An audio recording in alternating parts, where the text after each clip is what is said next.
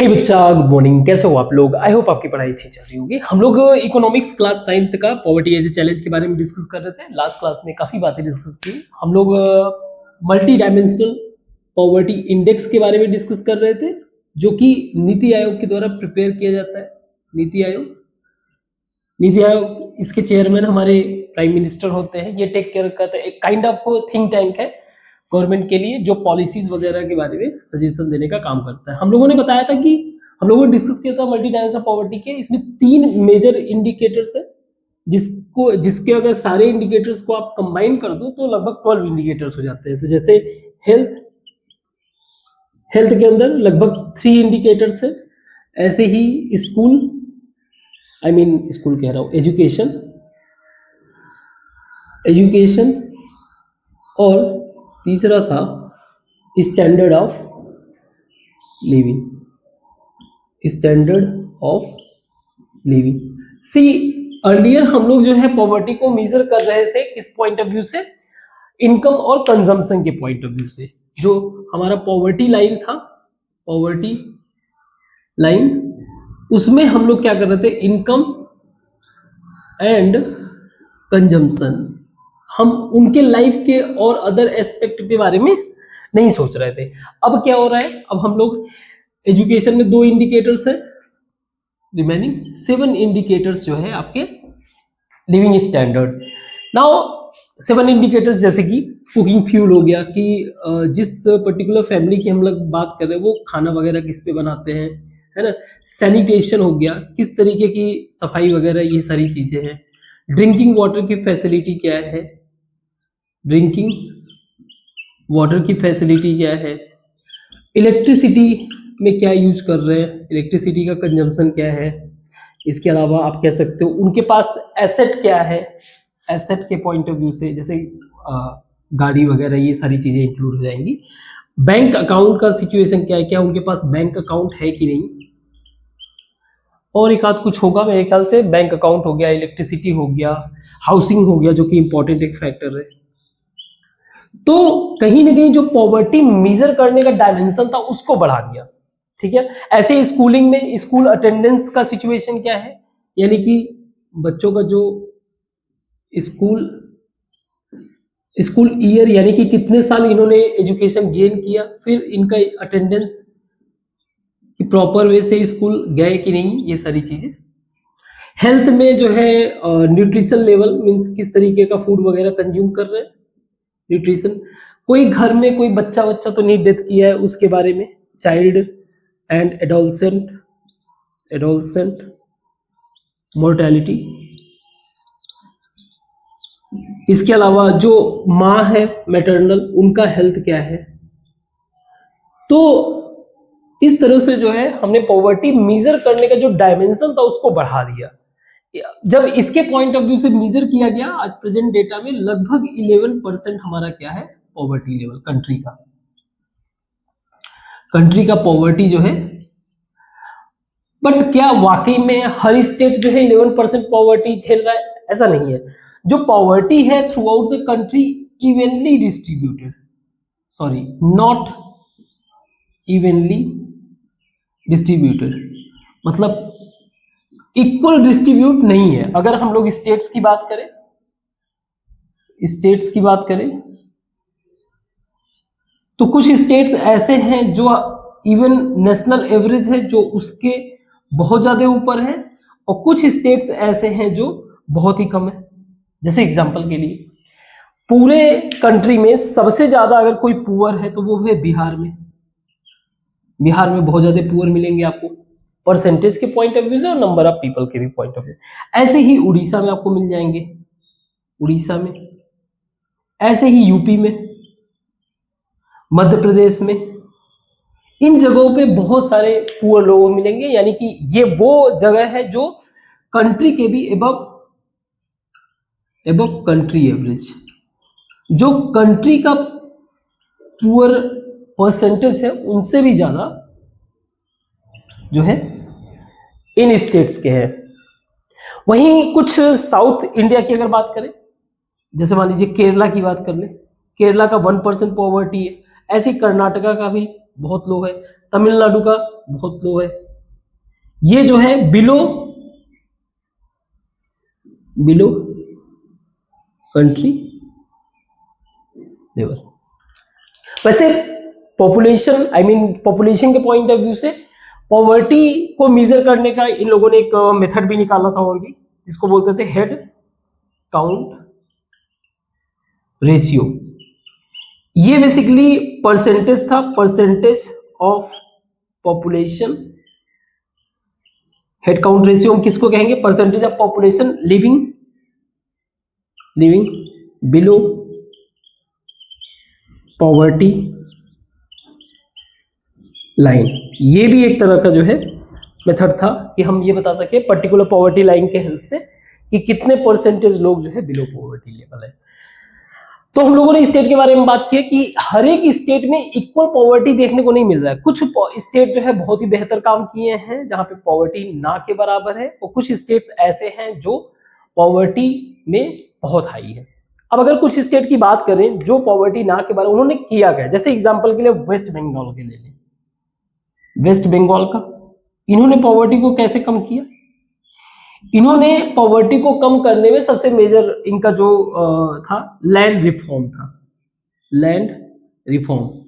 Now land reform का मतलब, हमारे कंट्री में जब से देश आजाद हुआ है तब से एक मेजर इश्यू था कि लोगों के पास, पहले जमींदार हुआ करते थे, उनके पास बहुत ज्यादा जमीन होती थी। बाद में आपने भूदान वगैरह भी कभी पढ़ोगे समझोगे, तो बाद में जो है कोशिश किया गया कि जो लोगों के पास बहुत ज्यादा जमीन है उनको लैंड को लेकर गरीबों में बांट देना, यानी कि एक तरह से रीडिस्ट्रीब्यूशन ऑफ लैंड। तो यूजुअली होता क्या है कि आप विलेज एरिया में जाओगे तो लैंडलेस लेबर ही मिलते हैं। उनकी गरीबी का कारण यही है कि उनके पास जमीन ना होना। तो इस तरह से जो है वेस्ट बंगाल में सक्सेसफुल लैंड डिस्ट्रीब्यूशन हुआ, लैंड रीडिस्ट्रीब्यूशन हुआ, जिसके कारण जो है वहां की गरीबी कम हो पाई। वहीं अगर हम लोग तमिलनाडु और आंध्र प्रदेश की बात करें तो तमिलनाडु एंड आंध्र प्रदेश, यहां पर पब्लिक डिस्ट्रीब्यूशन सिस्टम बहुत अच्छे तरह से वर्क किया। Public distribution system, that is PDS इसको बोलते हैं, जिसके थ्रू हमें क्या मिलता है? पीडीएस, जिसके थ्रू हमें क्या मिलता है? अनाज वगैरह, ग्रेन्स वगैरह गवर्नमेंट जो डिस्ट्रीब्यूट करती है। और इसके सक्सेस होने का रीजन क्या है? ऐसा नहीं है कि पीडीएस सिर्फ जो है तमिलनाडु और आंध्र प्रदेश में ही है, पूरे through out the country PDS work करता है। लेकिन यहाँ पे सक्सेस होने का रीजन ये है कि ये कोऑपरेटिव बेस्ड वर्क करते हैं। Cooperative based system. ना इसमें होता क्या है, छोड़ो, आप ऐसे समझो, गवर्नमेंट को तो अनाज लाके देना है पीडीएस को, पीडीएस वापस डिस्ट्रीब्यूट करता है। अब इसमें इनका सिस्टम कैसा है कि जितने लोगों ने अनाज वगैरह प्रोड्यूस किया अपना उस पर्टिकुलर, मान लीजिए एरिया में, उस पर्टिकुलर विलेज, सब अपने साइड से उस एक पीडीएस में अपनी तरफ से कंट्रीब्यूट किए। बाद में गवर्नमेंट ने उनको पैसा दे दिया, लेकिन अपने साइड से कंट्रीब्यूट किए, तो अनाज इजी वे से डिस्ट्रीब्यूट हो गया ना। मेन सेंटर को दे दिए, मतलब हर व्यक्ति, जैसे ये मान लीजिए विलेज है, यहाँ पे ये पब्लिक है, इन सब ने अपनी तरफ से अनाज को कलेक्ट किया, मतलब एक तरह से आपस में कलेक्ट किया एक सेंटर पे। अब इसी का काम रहता पीडीएस के पास वैसे भी ग्रेन्स तो कहीं से तो आता, तो इस तरह से ज्यादा इफेक्टिव हुआ, कोऑपरेटिव बेस्ड सिस्टम वर्क हुआ, तो ये ज्यादा सक्सेसफुल। वहीं केरला की अगर बात करें तो केरला जो है पॉवर्टी, अगर आप एजुकेशन के भी पॉइंट ऑफ व्यू से देखोगे, हाईली एजुकेटेड स्टेट माना जाता है। केरला सक्सेस हुआ because of investment in human resource development, that is education पे बेहतर खर्च होने के कारण, बेहतर इन्वेस्टमेंट होने के कारण पब्लिक जो है बेहतर तरीके से अपने लिए लाइवलीहुड कर पाया। यहां से बहुत सारे लोग जो है गल्फ कंट्रीज भी माइग्रेट हुए, जिनकी अर्निंग, और उसके थ्रू वो जो अर्न करते हैं वो अपने कंट्री में भेजते हैं, तो ओवरऑल जो फैमिली कंडीशन है वो बेहतर हुआ है। तो अलग अलग स्टेट्स में अलग अलग मेथड से, अलग अलग तरीके से लोगों ने अपने स्टेट्स की पॉवर्टी कम करने को कोशिश किया। नाउ ऐसा नहीं है कि पॉवर्टी पर्टिकुलर स्टेट्स से रिलेटेड मैटर है, it it is related to the social group. Poverty को आप जो है देयर इज ग्रुप्स, कहां लिखूं, चलो यही करता हूं। There is a social and economic group, economic groups जिनमें आपको पॉवर्टी देखने को मिलते हैं, पॉवर्टी जिनमें आपको देखने को मिलता है, यानी कि काइंड ऑफ ये ग्रुप्स जो है क्या है, हाईली वल्नरेबल, इनमें पॉवर्टी ज्यादा देखने को मिलता है। और अगर ये किसी सिचुएशन आप ठीक भी है, अगर कोई सही भी कंडीशन में, वो फिर से पुअर होने का चांस उसका ज्यादा है। सोशल ग्रुप के पॉइंट ऑफ व्यू से देखें, सोशल ग्रुप के पॉइंट ऑफ व्यू से तो आपको सबसे ज्यादा पॉवर्टी मिलेंगे एससी में, SC and ST, that is schedule caste and schedule type. मैंने कई बार बताया भी है, शेड्यूल कास्ट, शेड्यूल का मतलब होता है देयर इज ए लिस्ट जिसके अंदर कास्ट के नाम लिखे हुए हो, schedule there is a list जिसके अंदर ट्राइब्स के नाम लिखे हुए हो, और ये लिस्ट कौन प्रिपेयर कर रहा है, गवर्नमेंट। तो शेड्यूल कास्ट जो आपके माइंड में परसेप्शन चलता है, उसका मीनिंग वो नहीं है। कल को आपके कास्ट का अगर नाम लिख दिया तो आपका भी शेड्यूल कास्ट, मतलब कंडीशन क्या होता है, सोशली और एजुकेशनली बैकवर्ड। खैर, इनमें अगर आप देखोगे सोशल ग्रुप को तो एससी एसटी ज्यादातर गरीब देखने को मिलेंगे। वहीं इकोनॉमिक ग्रुप की अगर बात करें, इकोनॉमिक ग्रुप की, तो आपको रूरल एरियाज में एग्रीकल्चरल लेबर, एग्रीकल्चरल या कह लो landless labour. By the way, agriculture labour का मतलब ये हो गया कि वो लैंडलेस है, इसीलिए किसी और के एग्रीकल्चर पे वर्क कर रहे हैं। अर्बन एरियाज में आपको मिल जाएंगे कैजुअल वर्कर्स, कैजुअल वर्कर्स कह लो या डेली वेजर्स, ये लोग जो है आपको गरीब मिलेंगे।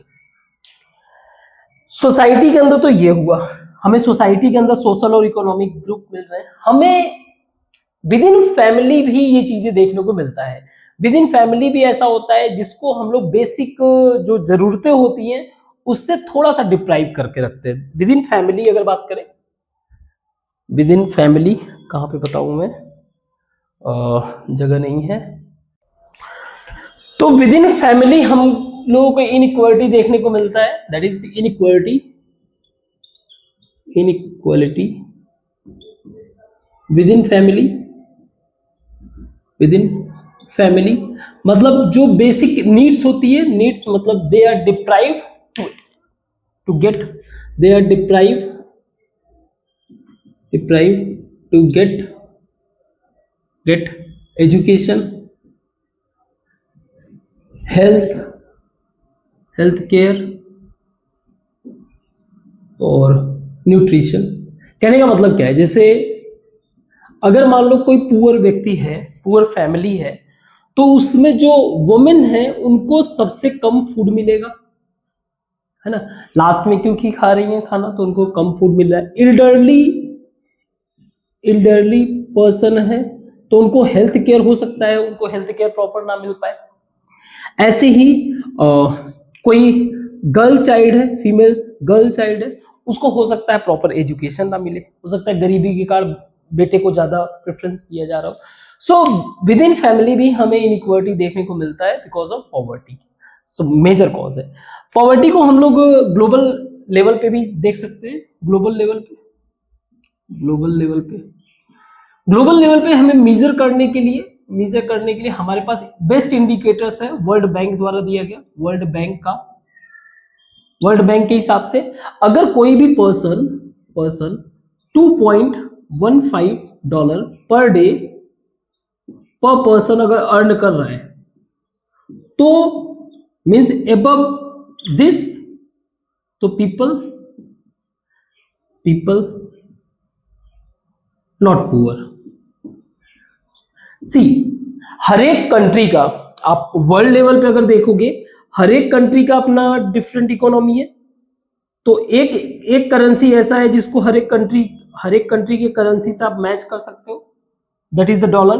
तो डॉलर के पॉइंट ऑफ व्यू से वर्ल्ड बैंक ने बताया कि अगर कोई व्यक्ति एक दिन में $2.15 अर्न करने के कैपेबल है, यानी कि अगर इसको उसके करेंसी में आप कन्वर्ट कर दो, उसके हिसाब से अगर इतना कैपेबल है तो वो जो है पॉवर्टी नहीं झेल रहा है, मीन्स बेहतर लाइफ जी रहा है, अदरवाइज वो व्यक्ति पुअर है। तो इसके पॉइंट ऑफ व्यू से अगर हम लोग देखें, इस पॉइंट ऑफ व्यू से अगर हम लोग देखें तो मल्टीपल कंट्रीज, स्पेशली अगर देखें तो अफ्रीका का जो सब सहारन रीजन है, सब सहारन यानी कि इसके आसपास की कंट्री, सहारन डेजर्ट है, सहारन रीजन, यहां की कंट्रीज, वेस्टर्न अफ्रीका, ये वो कंट्रीज हैं जहां पे बहुत ही ह्यूज लेवल ऑफ पॉवर्टी देखने को मिलता है, ह्यूज लेवल ऑफ पॉवर्टी, बहुत ज्यादा पॉवर्टी, इवन इन लोगों के लिए खाने के लिए भी मतलब मुश्किल रहता है।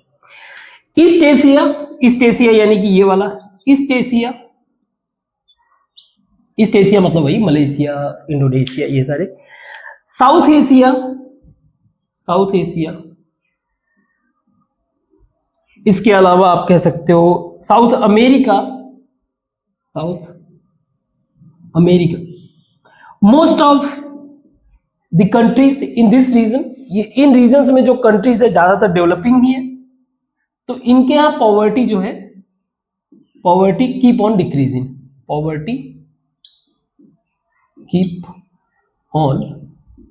डिक्रीजिंग, उसमें भी अगर मान लीजिए हमारे कंट्री के आसपास देखा जाए, इंडिया का, पाकिस्तान का, नेपाल का, इन सब में ऑन एन एवरेज पॉवर्टी आपको, साउथ एशिया में ऑन एन एवरेज पॉवर्टी आपको लगभग 11 से 15% ही दिखेगा।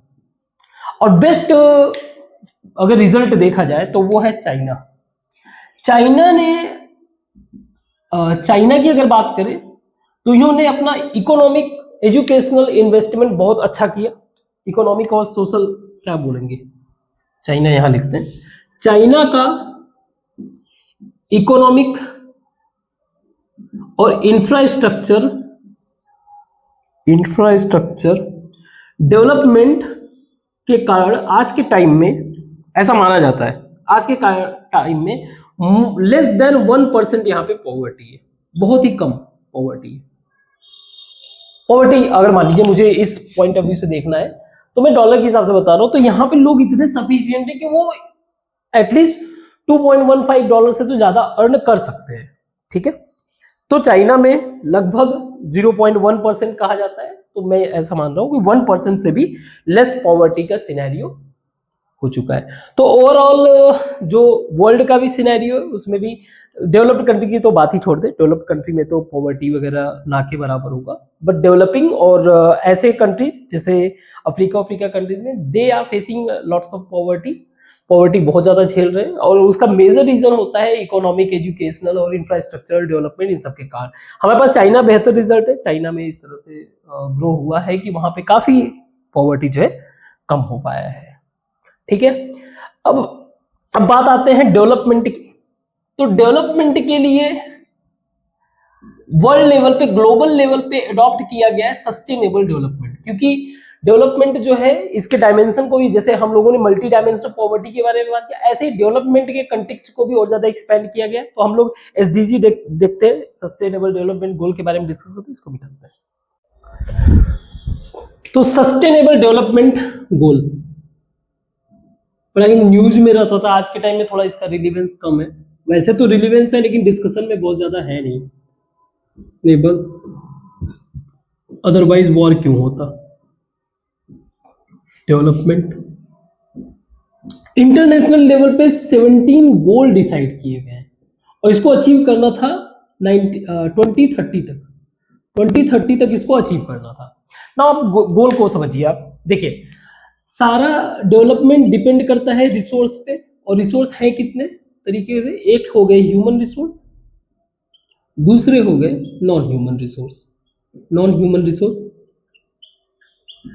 नाउ ह्यूमन रिसोर्स को ग्रोथ के लिए क्या करना पड़ेगा, पॉवर्टी कोशिश करेंगे, गवर्नमेंट कोशिश करेगा कि पॉवर्टी को एंड करे, कोई भी भूखा ना रहे, नो हंगर, इनका हेल्थ सही रहे, इनको प्रॉपर एजुकेशन मिले, प्रॉपर इनका सैनिटेशन यानी कि सफाई वगैरह, ऐसे करके गोल्स इतने हैं।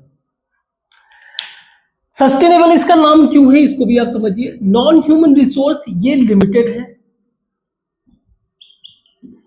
तो इनका कंजम्पशन इस तरह से होना चाहिए कि जो फ्यूचर जनरेशन है उनके लिए भी अवेलेबल हो, यानी कि consumption must ensure its availability for future generation। इसी को बोलते हैं सस्टेनेबल यूज, इसी को बोलते हैं सस्टेनेबल। तो अब इस तरह से रिसोर्स का इस्तेमाल करना है तो सबसे बेहतर तरीका क्या होगा, आप रिसाइकल वगैरह करो, है ना, रिसाइकल करो। इकोनॉमिक ग्रोथ जो कर रहे हो इन सब चीजों में ध्यान देना है कि आप बिना सोचे समझे रिसोर्स का एक्सट्रैक्शन ना करो। जहां जहां पॉसिबल है एनवायरनमेंट हो गया, इन सब का केयर करना है। सो ऑल दीज थिंग्स ऐसे मिला के लगभग 17 गोल्स हैं। और ये टोटल ये किसके कोऑपरेशन होगा, ऑल डेवलप्ड और डेवलपिंग कंट्रीज, जो भी कंट्रीज हैं सब के सब मिलके कोऑपरेट करें, इसको अचीव करने के लिए कोऑपरेट करें। So that's what the main context about the sustainable development goal. तो टोटल 17 गोल्स है, ये ऐसे मिलाकर लगभग 17 गोल्स होते हैं। नाउ ये तो हो गया इंटरनेशनल लेवल पे एफर्ट क्या चल रहा है। अपने इंडिया के अंदर जो पॉवर्टी है उसका मेन कॉज क्या है, उसको समझते हैं जरा। कॉज ऑफ पॉवर्टी, स्पेशली हम लोग इंडिया की बात कर रहे हैं। हमारे कंट्री के अंदर पॉवर्टी का कॉज क्या है। सबसे पहला कॉज है, फर्स्ट कॉज है ब्रिटिश, जो ब्रिटिश रूल था, ब्रिटिश इकोनॉमिक पॉलिसी। इनका जो इकोनॉमिक पॉलिसी कुछ इस तरह से था, जो हमारे यहाँ ट्रेडिशनल डिस्ट्रॉयड, जिसके कारण डिस्ट्रॉयड ट्रेडिशनल हैंडीक्राफ्ट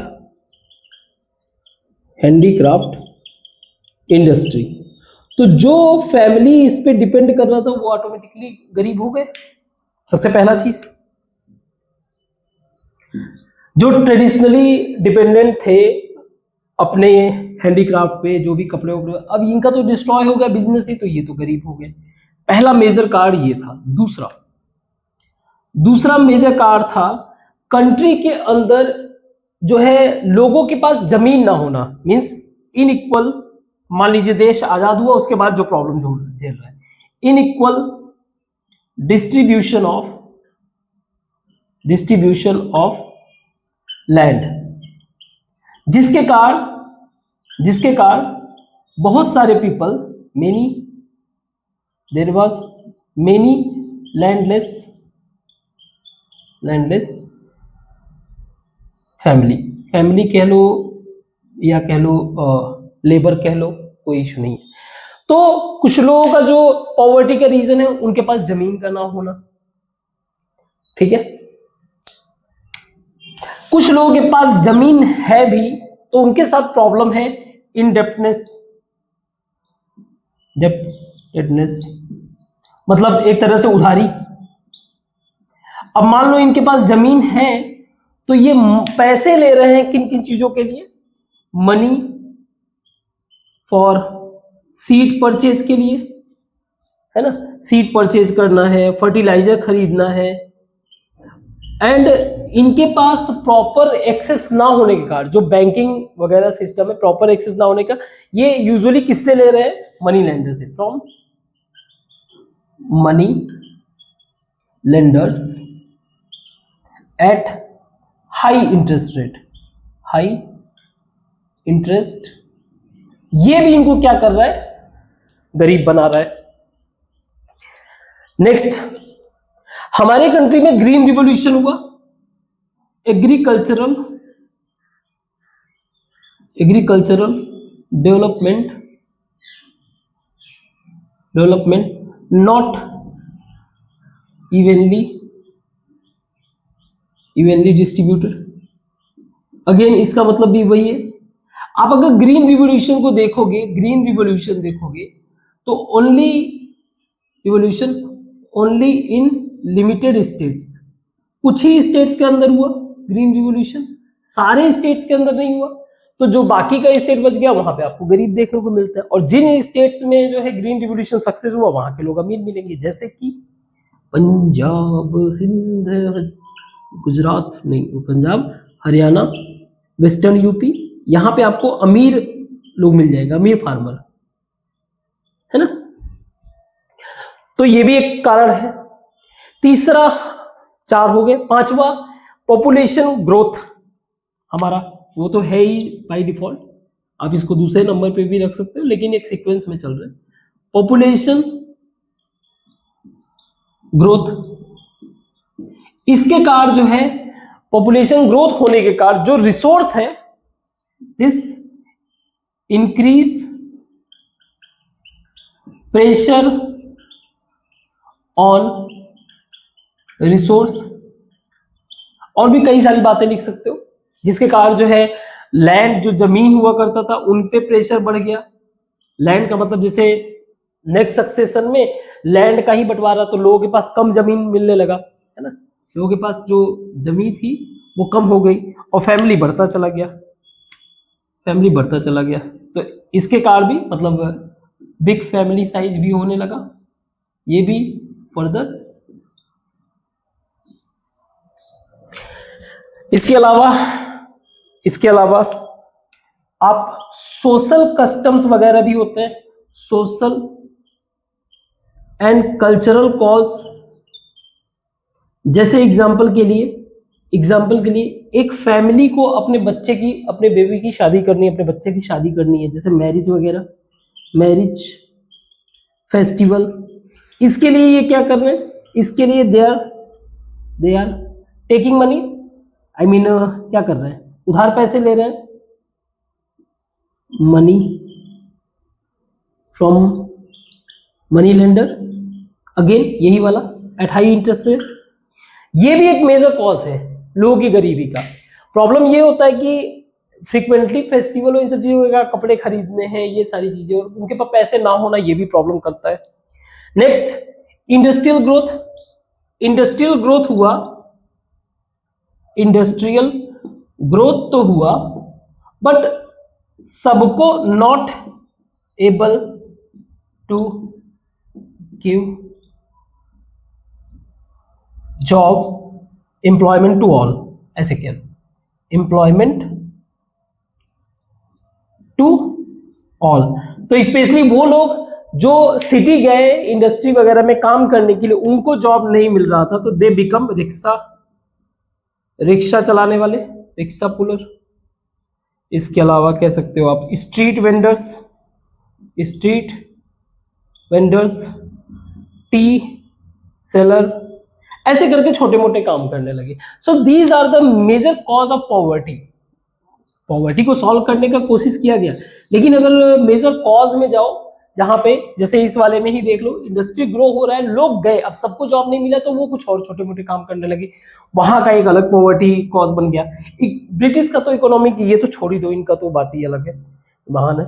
सोशल और कल्चरल कॉज में जो फेस्टिवल वगैरह इन सब के का ज्यादा पैसे खर्चे, इनइक्वालिटी, लैंड डिस्ट्रीब्यूशन, ये भी हमारे कंट्री में एक मेजर इश्यू है। इनडेप्टनेस, उधारी आपका जो है, स्पेशली फार्मर्स वगैरह जो सीड्स वगैरह के लिए, फर्टिलाइजर्स वगैरह के लिए उधार लेते हैं, ये सब। तो somehow these were the major cause of poverty. आप इसको नोट्स वगैरह फॉर्म में बना लेना, ठीक है। जरूरी है कि बस कंसेप्ट समझ में आए। इसको मिटाते हुए हम लोग एंटी पॉवर्टी के बारे में समझते हैं। कैसे पॉवर्टी से बचने के लिए गवर्नमेंट के कुछ मेजर्स हैं, जिसको हम लोग डिस्कस करेंगे।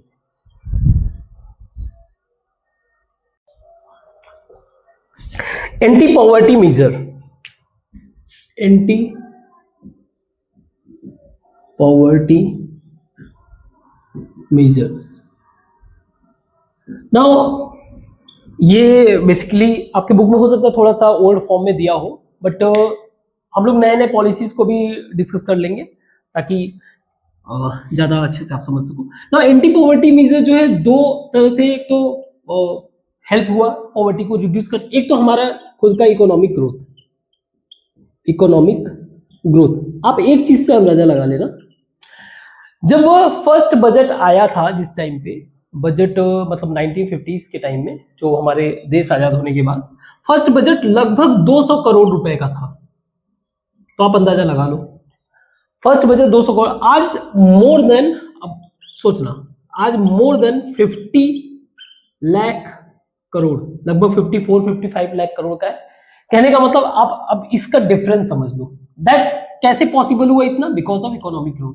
1970s तक हमारा लगभग 3.5% का ग्रोथ था। वहीं 1980s से अगर देखा जाए, 80s से देखा जाए तो हम लोग ऑन एन एवरेज 6% का ग्रोथ जो है 1980s और 90s में अचीव किए हुए हैं। 1980s और 90s में, 80s और 90s में। और अगर हम लोग 2000 की बात करें, 21st सेंचुरी में हमारा ग्रोथ जो है एटलीस्ट 6% के ऊपर ही रहा है, 10% भी हमने अचीव किया हुआ है। तो इस ग्रोथ के कारण क्या हुआ? ग्रोथ के कारण जो है गवर्नमेंट के पास इनफ इकोनॉमिक स्पेस इतना मिला, इतना पैसे हो गए हमारे पास। नाउ वी आर, हम लोग इन्वेस्टमेंट अच्छा कर रहे हैं, इन्वेस्टमेंट, जिसके कारण न्यू एम्प्लॉयमेंट अपॉर्चुनिटी क्रिएट हो रहा है, एम्प्लॉयमेंट अपॉर्चुनिटी क्रिएट हो रहा है। गवर्नमेंट हेल्थ केयर पे टेक केयर कर रही है, हेल्थ केयर से लोगों का ध्यान दे रही है, एजुकेशन के लिए एनकरेज कर रही है। तो अल्टीमेटली घूम फिर के कंट्री के वेलफेयर के ही फायदा होता है। तो एक तो हो गया हमारा इकोनॉमिक ग्रोथ, दूसरा हमारा है टारगेटेड एंटी पॉवर्टी मेजर। अब टारगेटेड का मतलब क्या है? हम लोग स्पेसिफिक वे से कुछ मैटर पे हम लोगों ने हिट किया, गवर्नमेंट ने हिट किया ताकि प्रॉब्लम रिजॉल्व हो। जैसे फॉर एग्जांपल एम्प्लॉयमेंट को लेकर अगर आप रूरल एरियाज में जाओ, रूरल एरियाज में तो बहुत ज्यादा अपॉर्चुनिटीज नहीं है। तो इसके लिए एक प्रॉपर एक्ट आया, that is MNREGA.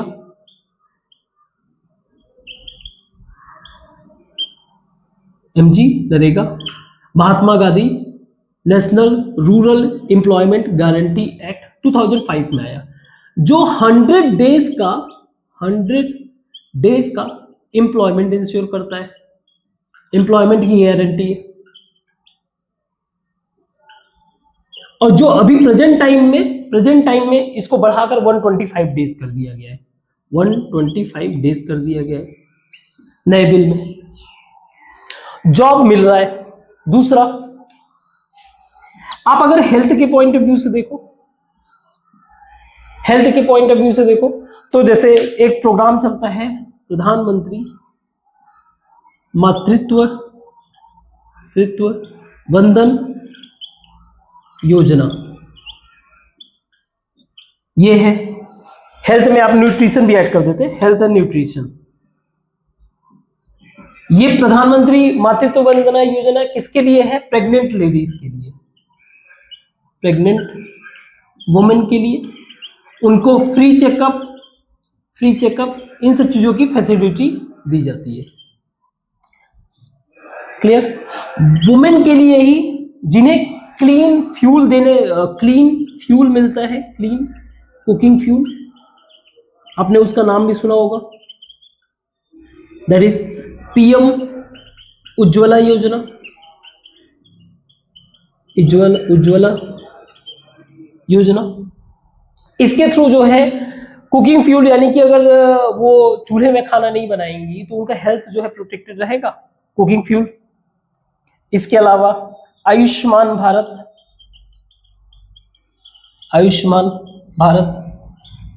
That is health insurance, एक तरह का हेल्थ इंश्योरेंस। स्टूडेंट लेवल पे न्यूट्रिशन प्रोवाइड करने के लिए पोषण अभियान, जिसको आप मिड डे मील के भी नाम से जानते हो, मिड डे मील, जिसमें government school, government aided school, या वो जो ट्रेनिंग सेंटर्स है जो जिसके अंदर राइट टू एजुकेशन एक्ट के अंतर्गत आते हैं, वो सभी मिड डे मील वगैरह प्रोवाइड करने का काम करते हैं। ठीक है। हाउसिंग की अगर बात कर ले, तो आपका हो गया पीएम आवास योजना, ये भी टारगेटेड वे से सॉल्व कर रहे हैं पॉवर्टी योजना। बैंक अकाउंट की बात करें, बैंक अकाउंट तो पीएम जन धन योजना, पीएम जन धन प्रधानमंत्री, इसके थ्रू जो है बैंक अकाउंट वगैरह खोला जाता है। ऐसे कई सारे प्रोग्राम्स चलते हैं। इसके अलावा ये भी चलता है आपका नेशनल फूड सिक्योरिटी एक्ट के अंतर्गत, नेशनल फूड सिक्योरिटी एक्ट के अंतर्गत फूड सिक्योरिटी, लोगों को फूड वगैरह मिले, एटलीस्ट फूड आप न्यूट्रिशन में ही ऐड कर सकते हो। ये आता है आपका प्रधानमंत्री कल्याण योजना, क्या है, विकास कल्याण योजना, मैं नाम भूल रहा हूँ, एक बार चेक कर लेना, प्रधानमंत्री कल्याण योजना, एक बार क्रॉस चेक कर लेना, ये नाम भूल रहा हूँ मैं अभी। लोगों को ट्रेंड करने के लिए कौशल विकास कौशल योजना, ट्रेन करने के लिए ऐसे मल्टीपल योजनाएं चल रही हैं, जिसके कारण जो है क्या हो रहा है, हम पॉवर्टी को इजी वे से टैकल कर, और इसका रिजल्ट भी है ना, आज प्रेजेंट टाइम में जहां अगर आप 1990s की बात करो तो लगभग 45%, ऑलमोस्ट 45% पॉपुलेशन आपका गरीब था, और अगर आज आप 2020 के डेटा को ही पिक करें तो लगभग 11% पॉपुलेशन। तो आप सोच सकते हो कितना ड्रास्टिक, कितना बड़ा चेंज लेके आएगा। और ये सारी चीजें कैसे हो रहा है, ये एक एक पॉलिसीज, एक एक प्रोग्राम्स के थ्रू जो है क्या किया जा रहा है, टैकल किया जा रहा है। ठीक है, but it's not an easy job, ऐसा नहीं है कि ये आसान है, देयर इज सम चैलेंजेस। इसको मिटाते हो, चैलेंजेस को भी डिस्कस करते हैं। तो हम लोगों ने देखा कि अपने कंट्री के अंदर अभी भी लगभग 11% जो है पॉवर्टी एग्जिस्ट करता है, एंड इनको भी हटाना या रिमूव करना जो है एक बड़ा चैलेंज है। उसका रीजन ये है कि हमारे कंट्री के अंदर जो पॉवर्टी है, जिसको हम लोगों ने अभी डिस्कस भी किया कई बार, थोड़ा सा उसी पॉइंट ऑफ व्यू से वापस से डिस्कस करें, बट ठीक है, चैलेंजिंग पॉइंट ऑफ व्यू से। तो पॉवर्टी जो है हमारे कंट्री में नॉट इक्वली डिस्ट्रीब्यूटेड। इसका मतलब क्या हुआ, यही कि हर एक स्टेट जो है इक्वल पॉवर्टी नहीं फेस कर रहा है। अगर जैसे किसी भी स्टेट के अंदर आप देखोगे, रूरल एरियाज में आपको ज्यादा पॉवर्टी मिलेगा अर्बन एरियाज के कंपेयर में। सोशल ग्रुप के भी पॉइंट ऑफ व्यू से एससी एसटी पॉपुलेशन, अगर कोई लेबर है, एग्रीकल्चरल लेबर, कैजुअल लेबर्स यानी कि डेली वेजर्स, ये ये बहुत ज्यादा पॉवर्टी फेस करते हैं। ठीक है, अब इनका सॉल्यूशन क्या है? Solution no doubt economic growth तो है ही। सॉल्यूशन हम लोगों ने वैसे सारा डिस्कस कर लिया है, बट ठीक है, इकोनॉमिक ग्रोथ है ही। एक स्पेसिफिक वे से, मतलब फोकस्ड वे से काम करना चाहिए कि जो गरीब लोग हैं, यानी कि जो वीकर सेक्शन है, उनका टेक केयर एक्स्ट्रा किया जाए। वीकर सेक्शन का टेक केयर करें, उनके लिए अपॉर्चुनिटीज क्रिएट करें। क्या गवर्नमेंट ऐसा करता है? बिल्कुल करता है। बहुत सारे एस्पिरेशनल डिस्ट्रिक्ट बनाए गए हैं, जिन डिस्ट्रिक्ट में ज्यादा इस तरह से तो उनको अलग ही तरीके की फैसिलिटी देके इन सब चीजों से टैकल करना, हैंडल करना। खैर, वीकर सेक्शन, किसी भी तरीके का जेंडर या कास्ट डिस्क्रिमिनेशन, इसको रोकना, इसको प्रिवेंट करना, क्योंकि ये भी एक बहुत बड़ा हर्डल है डेवलपमेंट में। वुमेन को एम्पावर करना। ना वुमेन पे क्यों फोकस करना है? वुमेन एक तरह से ऐसा कहा जाता है कि एक वुमेन को एजुकेट करना, एक वुमेन को एम्पावर करने का मतलब ये हो गया कि एक तरह से एक फैमिली को एम्पावर करना, फैमिली को एम्पावर करना। वुमेन एम्पावरमेंट का मतलब उनको एजुकेट करना, आई मीन आप कह सकते हो एजुकेशन सबके लिए एक्सेस कराना, एजुकेशन इजी वे से लोगों को मिल सके, लोगों के लिए एम्प्लॉयमेंट क्रिएट करना। सी, वुमेन एम्पावरमेंट में फिर से एक बार बता दूं, अगर एक वेल एजुकेटेड वुमेन है, एक वेल एजुकेटेड वुमेन है, तो अपनी फैमिली का भी उस माइंडसेट से जो है टेक केयर करती है कि किस तरह से, जैसे हेल्थ के पॉइंट ऑफ व्यू से, बच्चे के वैक्सीनेशन के पॉइंट ऑफ व्यू से, सो हाईली रिस्पॉन्सिबल तरीके से फैमिली का टेक केयर करना, that is the reason women empowerment directly related to the family empowerment. तो ये कुछ चैलेंजेस हैं, चैलेंजेस को कुछ सॉल्यूशन मीन्स ह्यूमन पॉवर्टी के ऊपर फोकस करना चाहिए, क्या क्या प्रॉब्लम एक पर्टिकुलर इंसान फेस कर रहा है, अब क्या इसका सॉल्यूशन, यस इसका सॉल्यूशन हम लोगों ने नीति आयोग के मल्टी डायमेंशनल पॉवर्टी इंडेक्स के थ्रू देखा है। पॉवर्टी इंडेक्स जो कई सारी बेसिक बातों तक जाकर टेक केयर कर रहा है कि अगर किसी एक पर्टिकुलर इंडिविजुअल के पास ये चीजें अगर नहीं है जो हम लोगों ने इंडिकेटर्स में डिस्कस किया था, तो हम लोग मान लेंगे कि वो पुअर है, और अगर एक सर्टेन एरिया में बहुत ज्यादा नंबर है तो गवर्नमेंट उस तरीके से उसका सॉल्यूशन भी कर रही है। तो इस तरह से हमारा चैप्टर खत्म हो गया, चैप्टर एंड हो गया। चेक करोगे आप कोई मिस्टेक, क्योंकि मिस्टेक हो जाता है, नॉट बिग डील, कोई ना कोई अगर आपको मिस्टेक, जैसे एक हुआ था ना पीएम गरीब कल्याण योजना, गरीब कल्याण योजना, कोई कंसेप्ट में कोई मिस्टेक, कंसेप्ट तो खैर इसमें नहीं आता है, साइंस वाइंस में ज्यादा कंसेप्ट रहता है, उसमें अगर कहीं पे कोई मिस्टेक आ गया तो आप जो है कमेंट बॉक्स में मेंशन करके उसको मैं पिन कर दिया करूंगा, जिसका भी बेहतर कमेंट रहेगा, तो ताकि औरों का गलत ना हो, ठीक है। बाय द वे, अगर आप इन सब चीजों को एक मिस्टेक के मतलब मिस्टेक फिगर आउट करने के पॉइंट ऑफ व्यू से पढ़ते हो तो वो ज्यादा बेहतर होता है नॉलेज गेन करना, मीन्स आप प्रोएक्टिव तरीके से जो है एजुकेशन में इन्वॉल्व हो। खैर आज ये चैप्टर कंप्लीट होता है, कल हम लोग एक नया चैप्टर डिस्कस करेंगे, तब तक के लिए थैंक यू।